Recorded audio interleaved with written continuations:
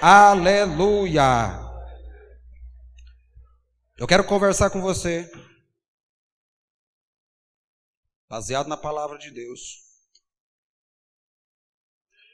Quero compartilhar com você algo que o Senhor trouxe ao meu coração e tem trazido nesses dias, e que acho que é fundamental para o nosso enriquecimento na caminhada cristã. Se você tem uma Bíblia, eu quero que você abra no primeiro livro de Samuel. 1 Samuel, no capítulo 17. Eu quero recontar para você nessa noite a história lúdica e edificante do embate entre o menino Davi e o gigante Golias. Mesmo que você já tenha ouvido essa história, que você a conheça bem, eu quero pedir que você esteja ligado comigo aqui. Me empreste pelos próximos minutos o teu coração, os teus ouvidos, esteja atento, porque por mais que seja uma história já muito ouvida e muito falada, o Senhor sempre tem algo novo para nós. Primeiro livro de Samuel, no capítulo 17, a partir do versículo 45 até o 50.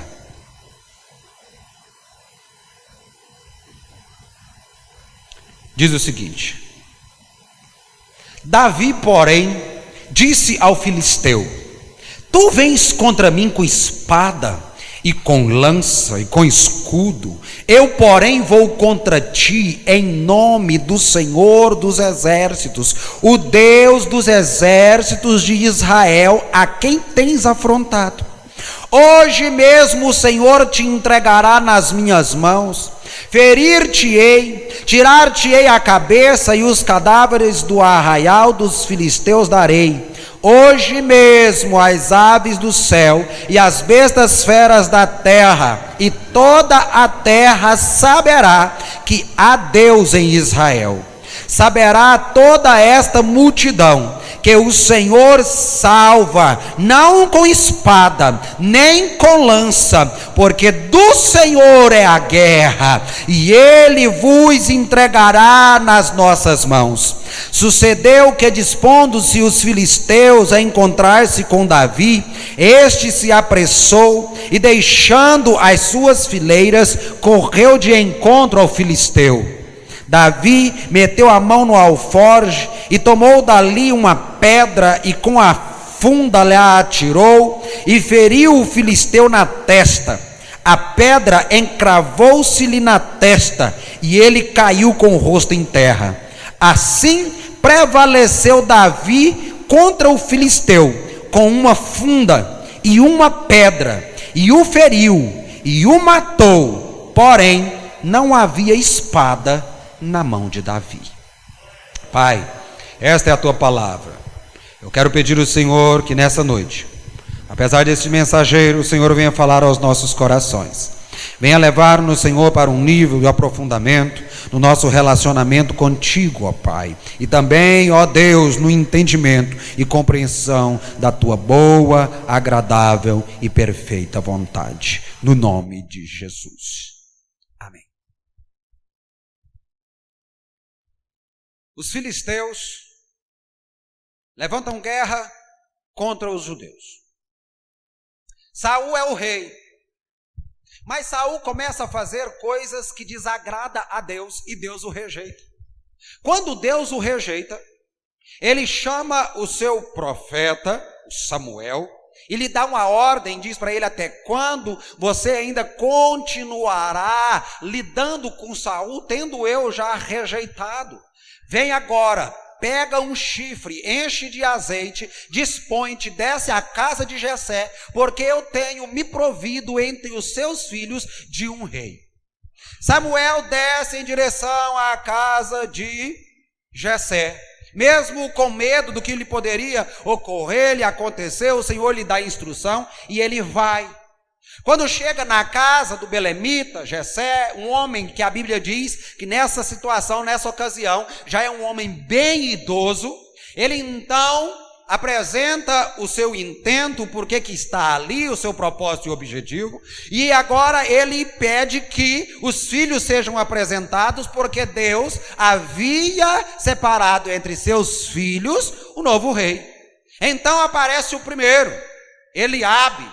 Quando Samuel vê, Samuel fica entusiasmadíssimo. Ele diz: certamente está diante do Senhor o novo rei. Mas o Senhor diz para Samuel: você está olhando com uma perspectiva diferente da minha, porque eu, diferente dos homens, não vejo como vocês, apenas o que há no exterior, mas eu consigo ver o coração. Não é este. Então vem o segundo, Abinadab. Também não. O terceiro, Samar, de igual modo, grande, de boa aparência, figurava entre os demais. Não, e assim passa, 7 filhos, e o Senhor diz: nenhum desses. Samuel, atento à voz e instrução do Senhor, questiona o pai se ainda havia algum filho. Ele diz que sim, responde que está o mais novo, o menor, no campo, cuidando do trabalho da família, diz lá, das ovelhas. Então Samuel diz: nós não nos assentaremos para comer enquanto este não se apresentar. Mandam chamar. Quando chega, diz a Bíblia, Samuel olha, era um menino ruivo, mas bonitinho, diz, de boa aparência, um menininho bonitinho apareceu diante do profeta. E aí o Senhor diz: aí está aquele que eu tenho escolhido entre os demais. Ele derrama o óleo que estava no chifre sobre ele e ele o unge. E a Bíblia diz algo bem interessante aqui em 1 Samuel, capítulo anterior, no capítulo 16, do versículo 13. E eu quero começar a conversar aqui nessa noite sobre a importância de se ter um relacionamento íntimo e experiências com Deus. O texto vai dizer: então Samuel tomou o chifre do azeite e ungiu no meio dos seus irmãos, e desde aquele dia em diante o Espírito do Senhor se apoderou de Davi. Então Samuel se levantou e voltou a Ramá. Olhe, desde aquele dia em diante o Espírito de Deus se apoderou de Davi. Quando a Bíblia diz que o Espírito se apodera de Davi, não no sentido de possuí-lo forçosamente, mas no sentido de que o Espírito de Deus achou na vida daquele rapazote situação que lhe atraía. O Espírito de Deus achou na vida daquele menino possibilidade para nele residir, habitar e possuir a sua vida e o seu interior. E a partir de aqui agora nós começamos a ver coisas diferentes ocorrerem na vida deste menino, que até então era esquecido do ajuntamento da família, era lá deixado no terreiro, deixado no pasto, no campo, e nem era lembrado. Mas a partir daqui que o Espírito de Deus se apodera dele, ele começa a se tornar uma figura notória. Você não conseguirá sair do lugar, ser alguém na vida, ter vitórias, sobressair as dificuldades, as aflições, enquanto o Espírito do Senhor não achar em você residência atrativa, enquanto o Espírito de Deus não puder se apoderar realmente da sua vida, se encher totalmente. Mas quando isso acontecer, você for cheio do Espírito Santo, nunca mais ele vai te deixar. A guerra continua, mas ela se dá de uma maneira bem interessante. Os filisteus estão acampados em uma montanha de um lado, os judeus estão acampados na montanha do outro lado, de modo que eles ficavam de frente, um exército para o outro, e aqui embaixo, entre as duas montanhas, no acidente geográfico, está o vale de Elá. Era aqui que as batalhas aconteciam, era aqui que, perdão da palavra, o bicho pegava. Mas para isso era preciso que os exércitos descessem até o vale, ninguém saía do seu lugar. Um ficava ficava aqui em cima e o outro ficava aqui em cima. Se eles descer, nós caímos em cima deles. Se eles descer primeiro, nós vamos descer o pau. Se eles descer primeiro, a gente desce correndo e taca a faca. Mas ninguém sai daqui, ninguém arreda daqui, porque o vale é perigoso, lá embaixo é perigoso. No vale não tem segurança. O vale tem perigo, inclusive, de morte, porque tem sombra, e na sombra pode haver o espreitamento da morte. Fica aqui e o outro fica aqui, e nada acontecia, e o tempo ia passando, e um queria destruir o outro, e nada. Até que de repente Jessé chama o menino Davi e diz: quero que você vá lá em Socó, vai ver como é que estão os seus irmãos.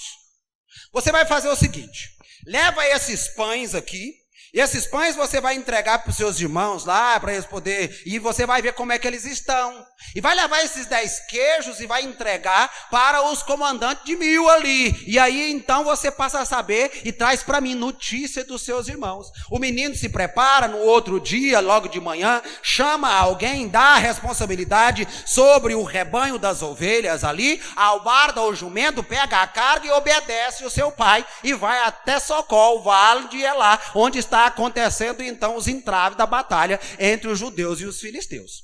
Quando ele chega ali, coincidentemente, dá-se o 40º dia que algo estava acontecendo. Já há 40 dias do exército dos filisteus, descia um homem para gritar com o povo de Deus, dizendo: escolhe um aí entre vocês, para que a gente desça lá, e nós vamos lutar. Aquele que sair vencedor, o outro exército dá vencido, e a gente não precisa ficar matando muita gente e ficar brigando toda a vida. É mano a mano, é um contra o outro. Chama, aí vem, aquele dia era, diz a Bíblia, o 40º dia. Toda vez que você vir na palavra do Senhor, 40 dias ou 40 anos, chegou o fim de uma era. Deus vai mudar alguma coisa.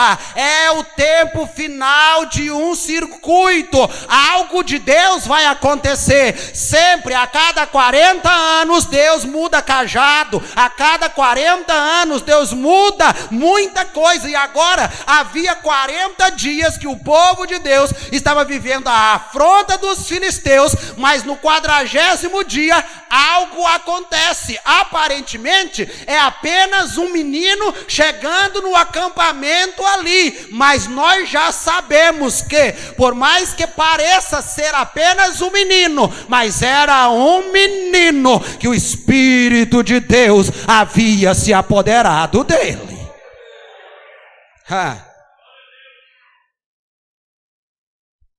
Ele chega, o homem está gritando acolá, e ele pergunta aos seus irmãos: o que está acontecendo? O que vai se dar? Esse homem está desafiando os exércitos do Deus vivo. Ele é um incircunciso, ou seja, ele não experimenta das promessas e das bênçãos de Deus. O que vai se dar como recompensa para o homem que vencê-lo? Então, Davi vê, meus irmãos, aqui uma insulta de seu irmão Eliabe. O irmão mais velho dele fala assim: o que você quer aqui? Com quem deixaste aquelas poucas ovelhas? Eu sei bem o que você veio fazer aqui. Você veio apenas espiar a peleja. Davi dá uma resposta para ele e diz: o que fiz eu agora? Eu só fiz uma pergunta. E ele volta-se para os que estão perto, depois você confere isso na sua Bíblia. Ele volta e faz a pergunta de novo: o que vai ganhar quem enfrentar esse homem? E alguém lhe dá a mesma resposta mais uma vez. Quando ele recebe a resposta, diz-lhe: olha, o homem que vencer aquele lá, ele vai, primeiro, receber grande riqueza, Segundo, a casa de seu pai vai receber isenção fiscal, não paga imposto para o resto da vida e ainda vai receber a filha do rei como esposa. Ele vai, sendo da família real ou não, se tornar um nobre. Esta é a recompensa. Davi, então, o menino diz, é eu, a si mesmo, com essa conjugação errada. Fico vendo ele dizendo, é eu vou lá, ninguém precisa ficar com medo não, chá comigo, que eu resolvo isso aqui em 2 tempos. Irmãos, pensa, já tinha 40 dias, não tinha um homem que tivesse coragem de enfrentar ali o duelo. O duelista está de lá, preparado, chamando, 40 dias, cada um com mais medo do que o outro, todo mundo amoitado e escondido, esperando que alguém vacilasse para eles dar um passo atrás e o outro ficar lá boiando e ser então voluntário forçado. Agora aparece um menino para resolver aquela situação, porque eles não aguentavam mais viver aquela pressão. Você vai? Vai. Então vamos levar você lá no rei. Levam ele diante de Saul. Quando chega diante de Saul, aquele menino, Saul fala, mas você é muito pequenininho. Irmãos, foi isso que Saul disse, com essas palavras. Quer ver 1 Samuel, capítulo 17, versículo 33. Olha o que ele diz. Porém Saul disse a Davi, contra este filisteu não poderás ir para pelejar com ele, pois tu ainda és moço, e ele homem de guerra desde a sua mocidade. Mas você é muito pititico, você é muito novinho, você é muito jovem, não tem como você ir lá para a batalha, pelejar com esse homem. Então Saul diminuiu ainda mais Davi, que já era alguém de pouca estatura e que não manifestava nenhum tipo de influência. Saul agora tenta descredibilizá-lo e diminuí-lo mais ainda, elevando acima das suas outras qualidades a questão de ter pouca idade. Meus irmãos, todos os homens, assim como Saul também, eles estavam focados no gigante, porque a descrição do gigante era algo pavoroso. Coloca para mim, João, a descrição, a partir do versículo 1 do 17. Escute! E os filisteus ajuntaram as suas forças para a guerra e congregaram-se em Socó, que está em Judá, e acamparam-se entre Socó e Azeca, no termo de Damim. Porém Saul e os homens de Israel se ajuntaram e acamparam no Vale do Carvalho e ordenaram a batalha contra os filisteus. E os filisteus estavam no monte de um lado e os israelitas estavam no monte do outro lado, e o vale estava entre eles. Então saiu do arraial dos filisteus um homem guerreiro, cujo nome era Golias, de Gate, que tinha de altura 6 côvados e 1 palmo, 2,90 metros. Trazia na cabeça um capacete de bronze e vestia uma couraça de escamas, e era o peso da couraça de 5.000 ciclos de bronze, 60 quilos, uma saca. E trazia grevas de bronze por cima de seus pés e um escudo de bronze entre os seus ombros. E a haste da sua lança era como o eixo do tecelão, e a ponta da sua lança de 600 ciclos de ferro, 7 quilos, e diante dele ia o escudeiro. Esse é o desenho que eu quero apresentar para você. 2,90.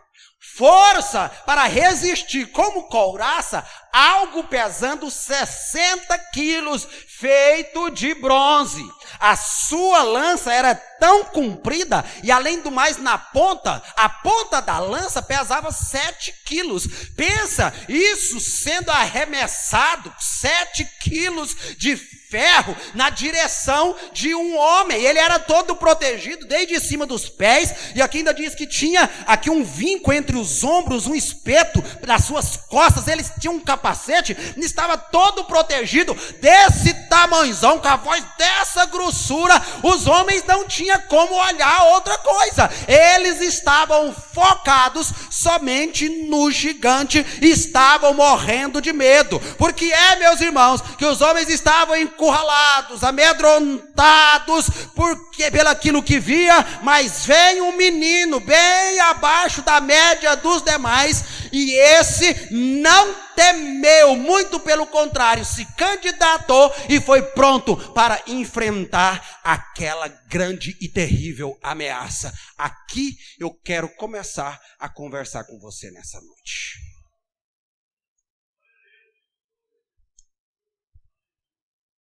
Por que é que aquele menino não temeu? Eu vou te dizer, porque ele tinha experiências com Deus. Vou dizer mais uma vez que é isso que o Senhor quer que você entenda nessa noite. Por que é que está todo mundo com medo, todo mundo escondido, ninguém se candidata, todo mundo dando por certo a derrota, e aquele menino não? Porque aquele menino tinha experiências com Deus.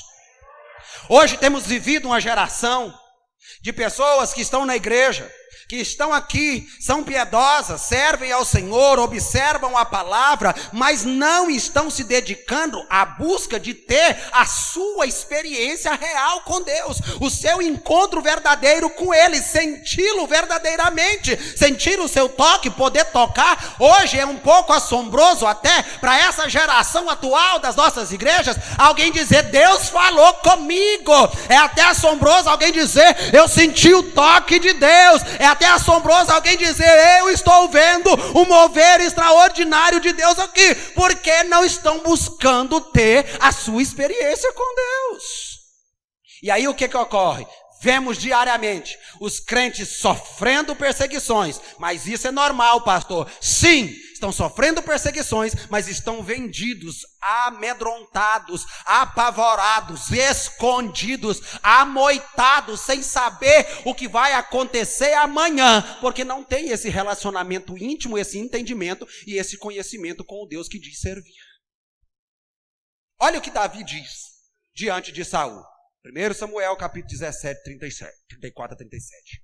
Então disse Davi a Saul, teu servo apacentava as ovelhas de seu pai, e quando vinha um leão e um urso, e tomava uma ovelha do rebanho, eu saía após ele e o feria, e livrava-a da sua boca, e quando ele se levantava contra mim, lançava-lhe mão na barba, e o feria e o matava.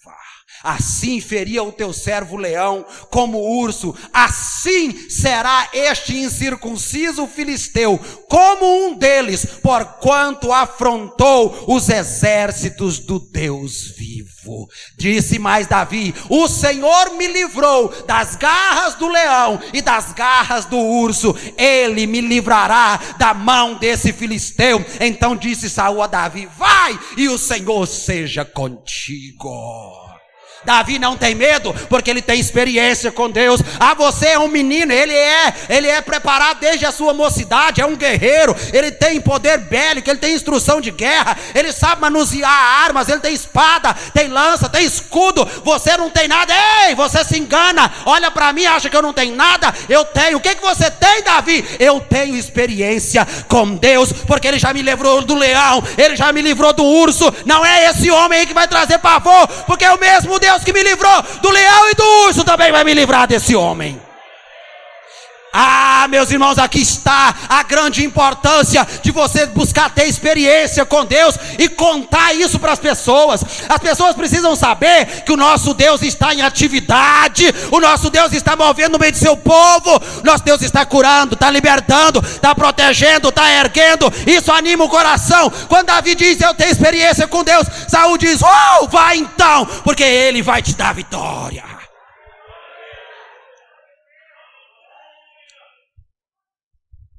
Não reclama das lutas que você tem enfrentado. Não reclama do leão que tem aparecido diariamente na sua vida. Não peça ao Senhor para não deixar o urso aparecer. Não reclame disso, não desdenhe disso, não se entristeça por isso, porque são exatamente essas lutas, exatamente esse leão e esse urso que vão te levar em preparação para algo e uma vitória muito maior do que você pode esperar viver. Não tenha, irmão e irmã, não tenha vergonha das suas cicatrizes. Eu amo as minhas cicatrizes, tenho prazer em contar todas as lutas que eu já vivi, todas as dificuldades que eu já enfrentei, porque as minhas cicatrizes são as provas de que eu estive lá naquela guerra, eu vivi aquela batalha, eu sofri aquilo, mas Deus me livrou, Deus me manteve, e eu estou aqui para mostrar a prova disso. Ah, irmão, o apóstolo Paulo, ele viveu isso, ele sentiu o orgulho disso. Olha, Paulo escrevendo aos Filipenses no capítulo 4, a partir do versículo 10, ele diz: ora, muito me regozijei no Senhor por finalmente reviver a vossa lembrança de mim, pois já vos tinhais lembrado, mas não tinhais tido oportunidade. Não digo isto como por necessidade, porque já aprendi a contentar-me com o que tenho. Sei estar abatido e sei também ter abundância. Em toda a maneira e em todas as coisas estou instruído. Eu tenho experiência, está dizendo o apóstolo Paulo. Eu já tenho vivido experiência, tanto a ter fartura, quanto a ter fome, tanto a ter abundância, como a padecer necessidade. Diga isso comigo: posso todas as coisas em Cristo que me fortalece. O apóstolo diz: eu tenho experiência com Deus. Ele esteve comigo em fartura, mas também esteve comigo em escassez, e eu sei passar por isso, sei viver todas essas circunstâncias. Lembremos, irmãos, da importância que há em se ter esse relacionamento com Deus, em se ter realmente essas experiências com o Senhor, saber que Ele está a abençoar, a livrar e a proteger o seu povo. Lembra na Babilônia, sob ameaça, Sadraque, Mesaque, Abednego: ou vocês adoram a estátua, ou eu jogo você no fogo. Ó rei, quero dizer algo para você: o nosso Deus, a quem temos servido, com quem temos tido experiências, Ele pode nos livrar da tua mão e da fornalha. Lembra de Ezequias, quando o povo está cercado por Senaqueribe, ele faz uma ameaça, ele traz grande temor e pavor ao povo. Ele diz: abandone Ezequias, passa para o lado de cá e vocês vão viver, senão eu vou trucidá-los, porque daqui para trás não teve nenhum homem e nenhum Deus que pudesse me impedir. Quem vai poder livrar vocês da minha ira e das minhas mãos? Ezequias, de cima do muro, grita para o povo: com ele está o braço da carne, mas conosco está o braço do Senhor. Pode vir quanto braço for, quanto poder for, aquele que está conosco é mais poderoso. Davi diz para Saul, e os homens estão ouvindo, ele diz: eu já tenho experiência com Deus, eu sei o que eu estou fazendo, eu não estou aqui vendendo ilusão para vocês não, eu sei exatamente em quem eu estou crendo, tudo que eu já vivi com esse Deus é algo extraordinário. Mas Saul ficou agitado, porque Davi era ainda muito jovem. Mas para neutralizar o temor de Saul, Davi vai contar as suas histórias e o auxílio de Deus em suas batalhas pessoais. E note que Davi não precisa exagerar, Davi não precisa inventar história nenhuma de guerra, ele simplesmente contou o que havia passado com ele, as coisas que havia vivido. Olhe, sozinho, sem ninguém estar olhando, sozinho, sem ter um exército na retaguarda, ele lutou e matou animais selvagens famintos. E ele conta isso para chamar a nossa atenção. E eu quero chamar a sua atenção nessa noite e dizer: quantos animais selvagens você já tem abatido com a ajuda de Deus? Quantas experiências você já tem vivido com o auxílio do soberano, o todo-poderoso, mesmo sem ter ninguém vendo, mesmo sem ter ninguém para te ajudar, mesmo não tendo um exército na retaguarda, porque se a coisa ficar feia, eles veem sua ajuda, em seu socorro, em seu auxílio, mas naqueles momentos em que você está sozinho, naqueles momentos em que não tem uma mão para ser estendida, você olha do lado e vê o todo-poderoso presente contigo. Meu irmão e minha irmã, cada crente precisa ter uma história pessoal e autêntica com o Senhor. Você precisa ter esse relacionamento com Ele. Essas lutas que têm vindo sobre nós, elas não são para o nosso abatimento, mas é para que Deus possa se revelar cada vez mais em nossa vida e em nosso favor. É para a gente cantar como cantaram tantos salmistas: se não fora o Senhor que estivera do nosso lado. Ora, diga Israel, se não fora o Senhor, os nossos inimigos teriam nos engolido vivos. Os nossos inimigos podem sentir vontade de nos engolir vivos, mas nós temos o auxílio e a presença do Senhor. Ele está do nosso lado. O Senhor é quem te ajuda, diz a palavra. O Senhor é quem te guarda. O Senhor é a tua sombra, a tua direita. De dia não te molestará o sol, e nem de noite a lua. Ele guarda a tua entrada, guarda a tua saída, guarda a tua alma. Você precisa buscar viver essas experiências. Ai, pastor, eu estou doente e é uma doença terrível, mas eu sei que o Senhor agora vai manifestar a mão poderosa. Eu serei curado para contar para outras pessoas: Deus me curou de uma terrível doença. Ele pode te curar também de qualquer mal que seja. Halamassui canta labás. Davi apresentou, olha, escute. Davi apresentou a sua luta com o leão de uma forma vívida. Como, né? Ele ali, descrevendo como agarrou na juba do leão. Fica vendo, irmãos, acompanha comigo, viaja comigo. Fica vendo Davi contando diante de Saul. Saul fala: não, você é pititico. E ele contando: não, eu veio, e o leão barbudo, a juba grande, e eu peguei ele pela barba, eu peguei ele pela juba, e eu dei porrada nele, e eu dei outra de direita, outra de esquerda, e um chute, e um gancho, e eu matei ele. Mas o interessante para nós notarmos aqui, que Davi faz questão de dizer: eu peguei o leão pela barba, eu peguei o leão pela juba. Logo a juba, que é o símbolo de poder, de força e de imponência do leão. Davi vem nos chamar a atenção e nos lembrar que o que é a força do inimigo pode se transformar em sua grande derrota se o Senhor estiver do nosso lado. É isso que importa. Não interessa o tamanho da juba desse leão. Se o Senhor estiver comigo, eu pego a força do inimigo e isso se volta contra ele. Meu irmão e minha irmã, e eu quero concluir nessa noite dizendo para você: Davi venceu o gigante. Você conhece a história. Mas tem algo que a gente precisa notar. Saul chama Davi e põe a sua armadura. Falou: beleza, vai, mas vem cá. Pôs a sua armadura nele. Pôs a espada. O texto vai dizer que Davi cingiu a espada, colocou a espada na cinta e tentou andar. Mas ele não conseguiu sair do lugar.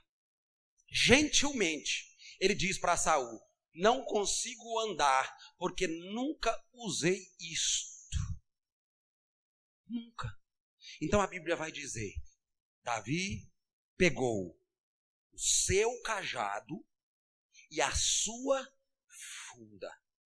O campo de batalha, escute isso, o campo de batalha não é o lugar perfeito para você aprender a usar uma arma. Vou repetir. Romário, no campo de batalha não é o melhor lugar para você começar a aprender a usar uma arma, porque isso pode ser fatal para você. Não. para ir para a batalha, você vai munido de armas que você domina, de armas que você tem destreza com elas, porque em plena batalha, se você for gastar tempo para aprender a manusear uma arma, será fatal para ti. Esta é a palavra que o Senhor teu Deus traz pelo Espírito Santo ao seu coração nessa noite. Antes que você esteja no campo de batalha, você precisa aprender a manusear esta grande arma. Não espere estar lá no campo de batalha, o inimigo bem pertinho de você, munido de espada, de lança e de escudo, para você tentar agora usar uma armadura, algo novo. Não, será fatal para você. A primeira vitória de Davi foi escolher a arma correta. E o que é que ele escolhe? O pronome possessivo traz uma indicação interessante para nós. O texto diz, ele pegou o seu cajado. Não foi o cajado de alguém. Ele pegou a sua funda, ele não pegou a funda de alguém. O que isso quer dizer? Quer dizer que Davi vai para a batalha contra o gigante com a sua própria experiência, e ele não vai ali com a experiência de Saul ou de qualquer um daqueles outros soldados. Ele vai com a experiência que ele tinha com o Senhor. Vou dizer para você nessa noite, Davi não procurou disfarçar em momento nenhum, em hora nenhuma, o fato de que ele era um guerreiro que fora treinado como pastor lá no campo com as ovelhas e que nunca teve no exército. Não diminua o treinamento que o Senhor está tendo com você. Você não precisa diminuir isso, se envergonhar disso, dizer eu não sou um soldado, eu não sou um guerreiro. Você não precisa se diminuir achando eu nunca subi no púlpito, eu não sou pastor, eu não prego, eu não tenho cargo na igreja. Não, é lá mesmo com o seu cajado, com a sua funda, irmã, é no interior da sua casa. Tantas experiências aí, cadê as mulheres de Deus que têm tido experiências aqui, que sabe lá ao redor do tanque, ao redor da pia, lavando vasilha, limpando a casa, falando com Deus, clamando a Ele e obtendo vitórias e vitórias da parte do Senhor. Não se envergonhe de onde é que o Senhor está te treinando. Apenas levante a sua mão e exalte, porque o mesmo Deus que dá a vitória lá nas fileiras da guerra, Ele também prepara soldados lá no campo com as ovelhas. Ele também prepara meninos que estão desprezados fora de casa. O que interessa é o que Davi traz ao coração de todos os seus ouvintes aqui, meus irmãos. Ele traz de volta a perspectiva correta da vitória, porque é um Deus invisível, mas é um Deus invisível que é o Senhor da guerra. E ele termina dizendo, porque do Senhor é a guerra. E eu também concluo nessa noite dizendo para você, esta guerra não é sua. Alamassu e canturianda labás. Essa guerra não é sua. Do Senhor é a guerra. E eu pergunto para você, alguém aqui já viu o Senhor perder alguma batalha? Alguém já viu o Senhor perder algum embate? Alguém de vocês já viu o Senhor perder alguma guerra? Então eu quero que você comece a se alegrar nessa noite. Quero que você comece a se alegrar nessa noite, porque essa guerra que você está vivendo, que nós estamos vivendo, que estamos atravessando, essa guerra, essa batalha não é nossa. Basta que você olhe para ela na perspectiva correta. Todas as experiências que você já teve com esse Deus, todas as vitórias que esse Deus já te deu, deve servir de experiência para você dizer, essa guerra não é diferente, ela não é minha, essa guerra é do Senhor. Ele já me fez vencer lá atrás, já tenho experiência de vitória, me fará vencer mais uma vez. Glória ao Pai, glória ao Filho e glória ao Espírito Santo do Senhor. Se prepare para vencer. Se prepare para contar para os demais.